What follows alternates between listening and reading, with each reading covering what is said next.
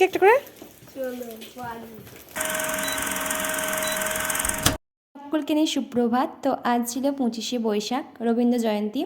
তো যেহেতু গরমের ছুটি চলছে, সবাই টিউশনে পড়তে এসেছে। আমি ভাবলাম ওরা যদি স্কুলে, তো ওদিকে তো স্কুলে এইসব পালন করা, তো আর এটাও একটা সাংস্কৃতিক অনুষ্ঠান, তো আমাদের বাচ্চাদের মধ্যে শেখানো উচিত। তো আমি ভাবলাম চল আমি প্রাইভেটই তোদেরকে একটু ছোট্ট করে পালন করানো শেখাই। তো এরা সকলেই পড়তে এসে, ওদিকে বললাম তোরা একটা করে রবীন্দ্রনাথ ঠাকুরের গান আবৃত্তি কিছু একটা প্র্যাকটিস কর, আমি যেগুলো তোরা সেগুলো বলবি নিজেদের মতো করে।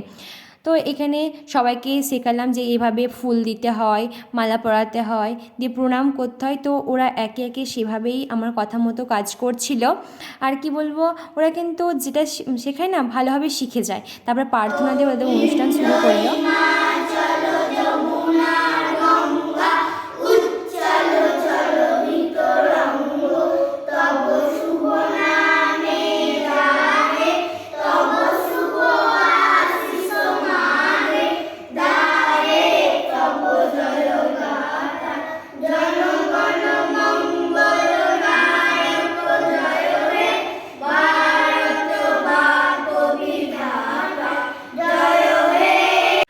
তো আজ হলো 25শে বৈশাখ। যেহেতু বাচ্চাদের গরমে স্কুলে ছুটি পড়ে গেছে, তো আমি মনে করলাম যে টিউশন তোরা পড়তে আসে, তো আজকে ওদেরকে নিয়ে একটু 25শে বৈশাখ ছোট্ট করে পালন করা যাক। তো এখানে ওরা নিজেদের মতো প্রিপারেশন নিয়েছে, মানে আগের থেকে কিছুই বলা হয়নি। তবু ওরা এই অল্প সময়ের মধ্যে আবৃত্তি, কেউ নাচ, কেউ একটু রবীন্দ্রনাথ সম্পর্কে কিছু বলবে। তো আজকের অনুষ্ঠান এখান থেকেই শুরু হচ্ছে। তো এই যে এ হলো দীপ গড়াই, ও প্রথমে রবীন্দ্র জয়ন্তী সম্পর্কে কিছু বলবে। শুরু কর। যেহেতু ওরা ছোট, জাস্ট 10-15 মিনিট টাইমের মধ্যে নিজেদেরকে প্রিপারেশান নিয়েছে। তো যদি কিছু ভুল হয় অবশ্যই তোমরা কিছু মনে করো না। আর যারা যেটা দেখছো অবশ্যই চ্যানেলটি সাবস্ক্রাইব করে দিও। নাচ গান আবৃত্তির মধ্যে দিয়ে ছোট্ট করে রবীন্দ্র জয়ন্তী পালন করলাম। কেমন লাগলো অবশ্যই কমেন্ট করে জানিও, আর ভিডিওটা অবশ্যই শেষ পর্যন্ত দেখো। প্রথমে সকলকে জানাই নমস্কার, আমার নাম হরিদ মণ্ডল।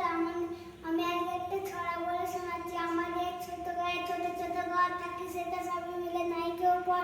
পাড়ার সকল ছেলে মরা বাই বাই, একসাথে খেলি আর পাঠশালে যাই। হিংসা ও মারামারি কবু নেই করি, পিতা মাতা গুরুজন সদা মুড়া ধরি।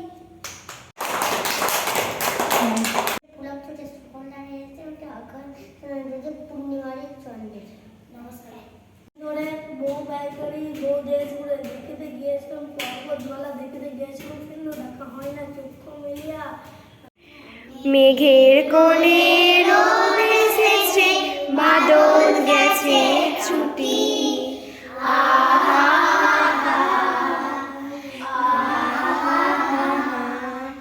মেঘের কোণে রোদ এসেছে, বাদল গেছে ছুটি।